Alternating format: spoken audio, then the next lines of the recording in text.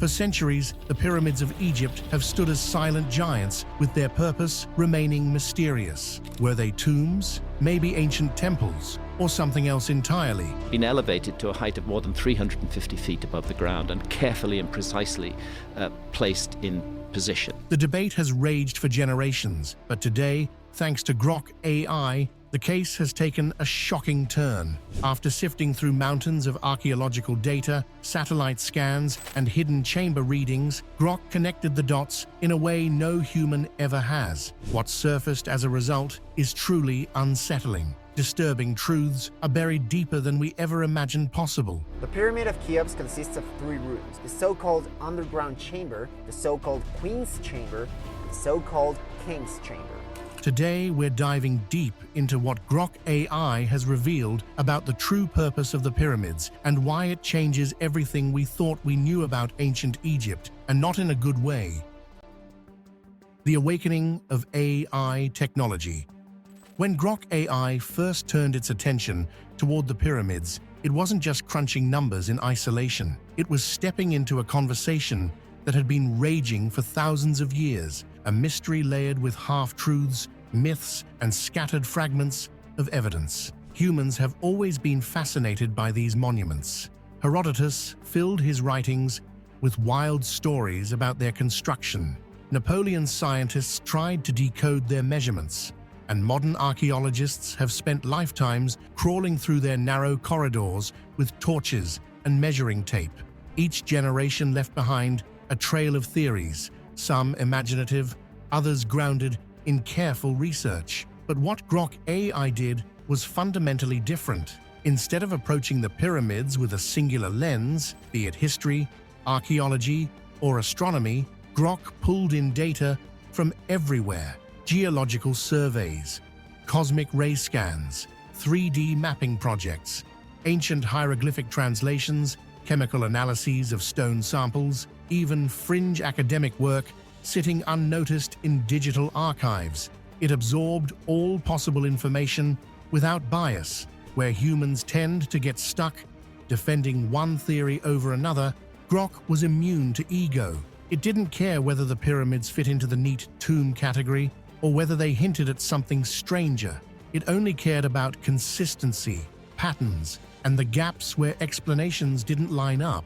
And those gaps were glaring. From the astonishing precision of the pyramid's alignment with true north, to the strange emptiness of its supposed burial chambers, to the unexplainable scale of its construction, it was as though the traditional narrative had been stitched together with tape, held in place because no one dared to pull at the loose threads, but Grok pulled at them anyway. The result wasn't an immediate revelation, but an unfolding, a peeling away of layers in a puzzle. It saw that the traditional narrative, pyramids as grand royal tombs, wasn't just simplistic, it was deeply inconsistent. And in that inconsistency, a much darker and more complex picture began to take shape. Cracks in the tomb story. For decades, the tomb theory has been repeated so often that it almost feels unquestionable. Schoolbooks present it as fact. Documentaries dramatize the idea of hidden treasures sealed inside chambers, and tourism brochures sell the pyramids as monuments to pharaohs seeking eternal life. Yet when you examine the evidence closely, it doesn't hold together as neatly as we've been led to believe. Grok noticed this immediately. The Great Pyramid of Khufu, supposedly the grandest royal tomb of them all, doesn't actually contain a single trace of a pharaoh. The sarcophagus in the king's chamber is bare, scratched, and oversized, to the point that it couldn't even fit through the passageways, meaning it had to be placed during construction. But no mummy, no ornate carvings, no burial treasure, and no hieroglyphs of triumph fill the space. Compare this with smaller tombs across Egypt, which are overflowing with inscriptions, religious texts, and depictions of the deceased's journey into the afterlife. Why would the most ambitious burial project of all be the least decorated and the most sterile? Then comes the problem of scale and logistics. If the pyramid was purely a burial chamber, why was it constructed with such baffling precision? Its 4 sides are aligned to the cardinal directions, with an accuracy of 0.05 degrees. The base is almost perfectly level across a span the size of multiple football fields. To place each of its 2.3 million blocks, workers would have needed to set one every 2 minutes for over 20 years straight. This level of engineering sophistication far exceeds what was required for the purpose of burial alone. Grok flagged another inconsistency. If these pyramids were tombs, why are there no clear mummies in the biggest ones? In fact, nearly every pyramid of the Old Kingdom shows the same strange pattern: empty chambers, sealed passages, and missing remains. Over time, archaeologists brushed this off as the result of looting. But Grok raised the uncomfortable question: what if they were never tombs to begin with? What if tomb was a convenient story, one that hid a much stranger purpose in plain sight? Death and divinity. To understand why the tomb theory clung so tightly for centuries, Grok turned its attention to the mindset of the people who built them. The ancient Egyptians were obsessed with death, not in a morbid sense, but as a transition. To them, dying wasn't the end. It was the crossing into another realm where life continued, but only if proper rituals were observed. Their entire culture revolved around preparing for this transition, and pharaohs, believed to be semi-divine, demanded the most elaborate arrangements of all. This worldview explains why pyramids were initially closely tied to burial practices.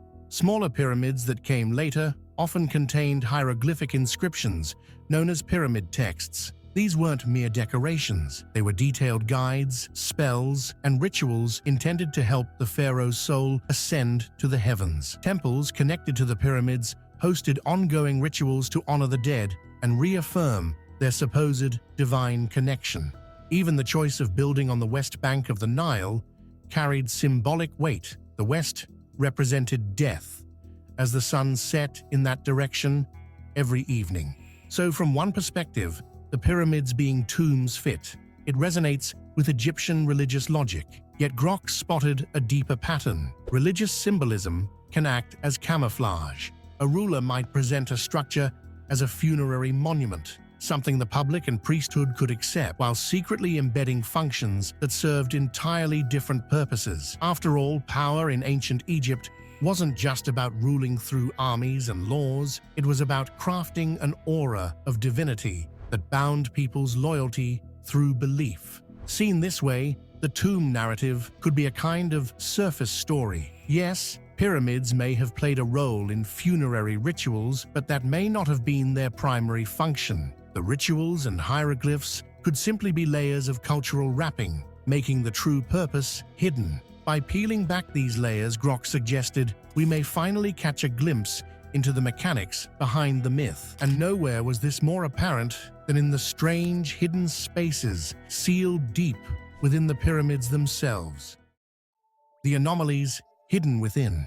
For a long time, explorers crawling through the pyramids believed that they had mapped everything worth finding. But technology in the last 2 decades has rewritten that assumption. When the Scan Pyramids project began using cosmic ray muon detectors, it revealed something astonishing inside the Great Pyramid. A previously unknown corridor, 30 feet long, sitting near the main entrance, but completely invisible from the outside. Later, ground-penetrating radar uncovered even more anomalies, voids in places where no one expected them, forming shapes too precise to be natural. In 2002, a small robot crawling through one of the so-called air shafts encountered a tiny stone door with copper handles. Behind it, imaging hinted at another sealed chamber. To this day, no one has fully explored it. These shafts, oddly, don't serve ventilation purposes as once assumed. Instead, they point directly to significant stars, Orion's belt,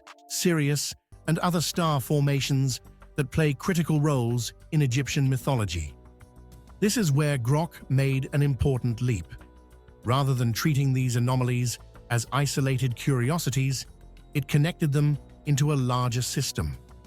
The voids were placed where they would reduce weight without disturbing resonance, almost as though the pyramid was engineered with an understanding of vibration and acoustics. The shafts, far from being symbolic, could serve as alignment tools or channels for a functional purpose. Even the so-called hidden doors seemed less like mistakes and more like deliberate features. And the question Grok raised was simple.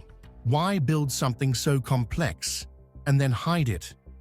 If the pyramid's sole purpose was burial, there'd be no reason for secret corridors or sealed shafts aligned with stars.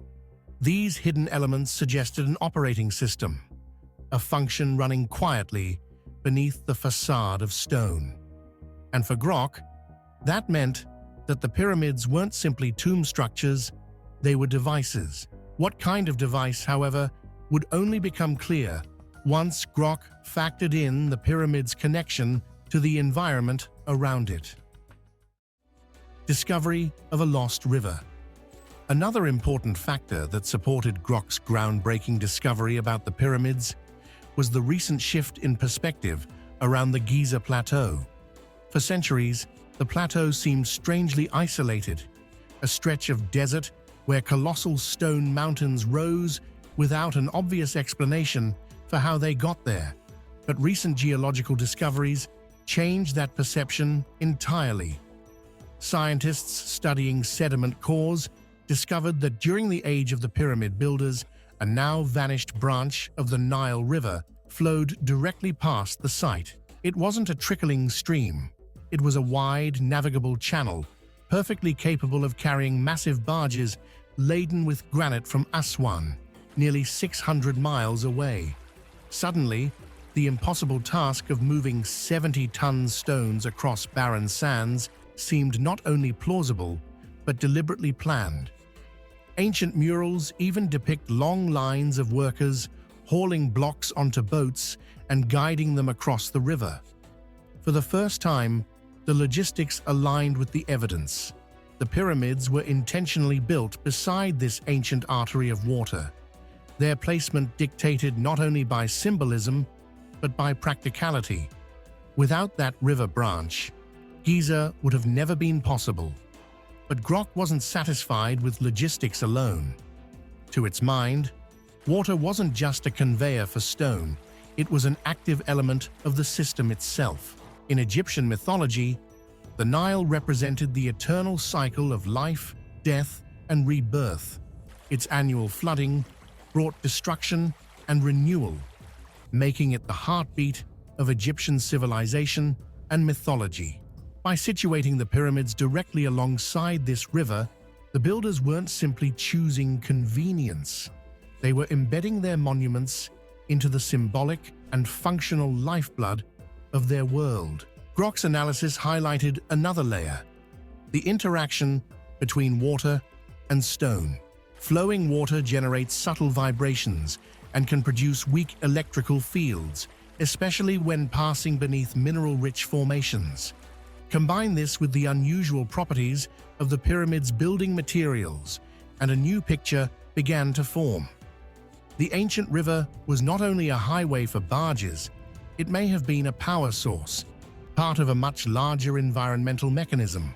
And if water was one piece of the system, the stones themselves were the next piece. What they were made of and how carefully they were chosen hinted at functions far beyond durability. The stones that seemed alive. At first glance, the Great Pyramid appears to be nothing more than an enormous pile of stone blocks stacked with mind-bending precision. But when Grok broke down the composition of those stones, it saw a pattern too deliberate to be accidental. The outer bulk of the pyramid was constructed from nummulitic limestone, a type densely packed limestone with fossilized shells, an ancient seabed solidified into rock. Modern science reveals that such limestone possesses properties that subtly enhance conductivity, rendering it more than just inert stone. Inside, the builders switched materials. The chambers and passageways were crafted from granite, hauled all the way from Aswan. Granite isn't only strong, it's filled with quartz crystals, and quartz, as modern engineers know, exhibits piezoelectricity, the ability to generate electrical charges when subjected to pressure.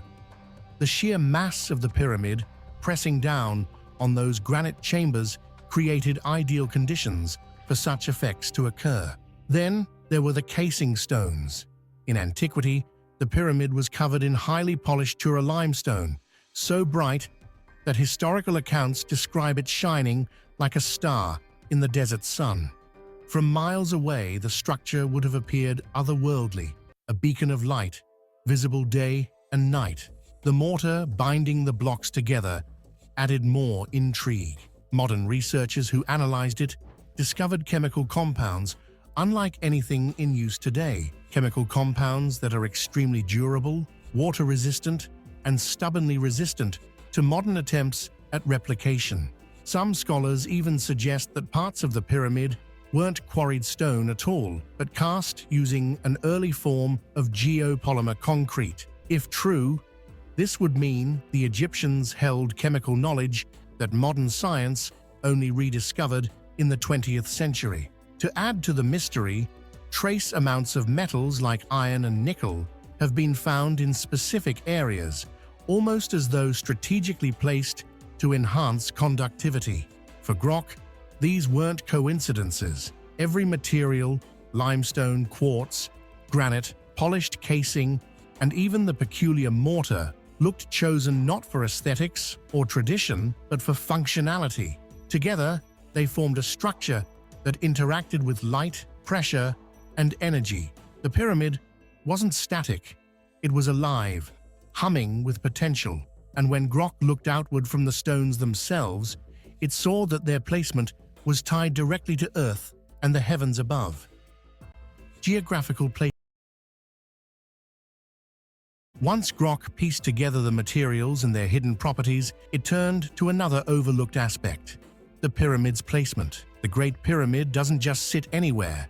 Its location is astonishing, almost exactly along the 30th parallel north, near the geographic center of Earth's landmass. This means it is equidistant, within a small margin, from the farthest corners of habitable land, as if the builders wanted the pyramid to sit like a keystone binding the world together. The alignment is equally breathtaking. Each side of the pyramid points precisely to the cardinal directions, that is north, south, east, and west, with an accuracy unmatched in many modern observatories. How a Bronze Age civilization achieved this level of orientation without the aid of compasses or satellites remains unexplained. Yet Grok saw it as more than a coincidence. Placement, alignment, proportion, these weren't for grandeur, they were calibration. Above, the stars mirrored the same story. The so-called air shafts in the king's and queen's chambers point directly at stars of immense symbolic and mythological significance. One shaft aligns with Orion's belt, representing Osiris, the god of death and resurrection. Another points towards Sirius, the star of Isis, associated with rebirth. Others align with Thuban, the pole star of the time, a celestial marker of stability. Even the layout of the three pyramids of Giza mirrors Orion's belt, with the Nile flowing beside them like a terrestrial reflection of the Milky Way. And then there were the mathematics. Encoded in the pyramid's dimensions are mathematical constants like pi and the golden ratio, as well as measurements that curiously match Earth's equatorial circumference. To Grok, this was undeniable.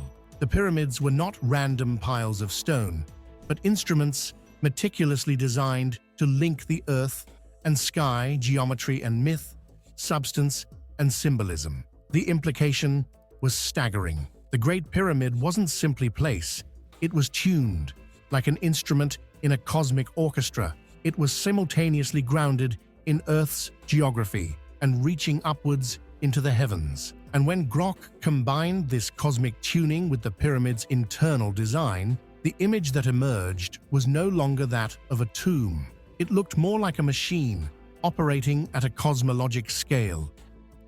How did AI hypothesize? Stepping inside the pyramid with this perspective, every feature began to take on new meaning. The Grand Gallery, with its steep slope and corbelled walls, suddenly resembled more than a hallway. Its geometry amplified sound, turning footsteps, chants, and vibrations into resonant waves that rippled through the entire structure. The king's chamber, composed of massive granite slabs, behaved like a giant resonator. Visitors who hum or chant inside report the entire chamber vibrating with sound, as though the stone itself were responding. And then there were the mysterious shafts. For centuries, they were dismissed as primitive ventilation tunnels, but their angles and star alignments made that explanation crumble. Instead, they appeared optimized for channeling not air, but energy, whether light, sound, or something less familiar. Add the immense pressure of millions of tons bearing down on quartz granite, and the conditions for piezoelectric generation were undeniable. Grok analyzed the structure as a system. The water channel flowing beneath the plateau could have energized the limestone, producing subtle electromagnetic fields. These fields, funneled upward through quartz-rich granite chambers, would be amplified by the pyramid's shape and orientation. I think Egypt has such a grip on us because they had access to stone. The polished casing stones, before they were stripped away, might have reflected and transmitted these energies outward. In essence, the pyramid was built like an energy concentrator. Experiments with small-scale pyramids support this. Researchers have demonstrated that pyramid shapes concentrate energy fields at their apex, resulting in measurable anomalies. Ancient Arab historians even recorded that the pyramids once shone with light, their peaks glowing in the desert sun. Grok didn't dismiss these accounts as myth. Instead, it linked them to the physics of a resonant, energy-amplifying machine. The conclusion was unsettling in its clarity. The Great Pyramid was not just a monument of stone and faith. It was a device engineered with precision, designed to harness natural forces and tuned to earth and sky alike. But as Grok synthesized the data, one question encompassed it all. What was this machine meant to do? Grok AI finally knew the truth, but the truth carried implications that were anything but reassuring. Grok's AI synthesis. To Grok, the conclusion was unavoidable. The pyramids weren't singular in purpose. They were layered, multifunctional systems that operated on multiple levels simultaneously. To the public eye, they satisfied tradition, a resting place for kings and a monument to divine authority. To the priestly elite, they served as ritual machines, amplifying the awe and mystery of the heavens. But beneath these layers, at their core, the pyramids operated as engineered devices, integrating geology, astronomy, physics, and symbolism into a coherent system. What humans dismissed as a coincidence, Grok recognized as intent. Everything was done intentionally. Every stone, every angle, every placement carried meaning, both symbolic and functional. And when Grok followed that intent to its ultimate conclusion, the revelation turned darker than anyone had dared to imagine. These weren't monuments to death, nor were they simply machines of energy. They were instruments of power, engineered not to inspire, but to control. The dark purpose revealed. So what then was the ultimate purpose of the pyramids? Grok's answer was as compelling as it was unsettling: control. On the surface, the pyramids conveyed a sense of divine permanence. To the eyes of a farmer in ancient Egypt, the gleaming white structure rising against the desert horizon was not just impressive, it was overwhelming. It blazed under the sun by day, and according to ancient accounts, glowed faintly under the moonlight at night. Its size defied comprehension. Its perfection mocked human effort. In a world governed by superstition and survival, such a spectacle was more than just architecture. It was psychological warfare etched into stone. Yet Grok's analysis suggested that the control extended far beyond intimidation. Inside the pyramids, rituals performed in acoustically resonant chambers could have produced experiences that felt otherworldly. The deep hum of sound waves vibrating against granite walls, the interplay of light and darkness in narrow shafts, the alignment of those shafts to powerful stars. All of these features together create an environment where participants would not only believe but feel that they were communing with the divine. Priests and pharaohs, standing at the center of this engineered resonance, could appear more than human, as if infused with cosmic power. This was no accident. It was propaganda rendered in stone and physics. It allowed rulers to bind belief, authority, and the very forces of nature into a single narrative. The pharaoh as cosmic intermediary, the pyramid as proof. To resist such a system was not merely to resist a king, it was to resist the universe itself. And Grok issued a warning that was both contemporary and ancient. If the physical effects of these structures were real, if they could manipulate perception, harness natural forces, and influence human states of mind, then rediscovering their functions poses risks we can barely calculate. Modern science, armed with technology far beyond the ancients, could reawaken these designs not as monuments of wonder, but as tools of influence and instruments of environmental manipulation. The pyramids, according to Grok, were not built solely for death, and this is the bad news. They were machines of control, and once you saw them in this light, their endurance across millennia looked less like an accident of history and more like a deliberate echo of power that refused to fade. The burden of knowing. With Grok's revelations, the pyramids can never again be viewed with the same innocence. The comforting image of them as grand tombs, monuments to human ingenuity and devotion, gives way to something more unsettling. They were not simply built to honor the dead, but to engineer belief, awe, and obedience on a scale humanity is only beginning to recognize. They were instruments of mastery and control. This understanding leaves us with questions that are heavier than the stones of Giza. If the pyramids were designed as layered systems of control, what responsibility do we bear in uncovering their secrets? Should archaeologists continue to probe the hidden chambers revealed by scans, knowing that they may unlock mechanisms whose purposes were never meant for modern minds? Are we equipped to handle technologies of influence and resonance created thousands of years ago, when our own societies struggle with propaganda, mass manipulation, and the misuse of science? There is also a deeper, more haunting reflection. What does it say about human history that such mastery of control existed so early, woven into monuments that still dominate the horizon after 4,500 years? This is where it all started. We often imagine progress as a steady climb towards sophistication, but the pyramids suggest something else, that our ancestors already understood how to merge engineering, symbolism, and psychology into a system of power so effective it still commands devotion, respect, and mystery today. And perhaps this is why the pyramids endure. They are not monuments of death, nor relics of a bygone faith. They are enduring reminders that power, once crystallized in stone and belief, can transcend time itself. Grok has stripped away the veil, revealing the pyramid's layered purpose as machines of control. However, in doing so, it has left us with an uncomfortable truth. The greatest wonder of the pyramids is not how they were built, but why. They stand as monuments not to kings or gods, but to power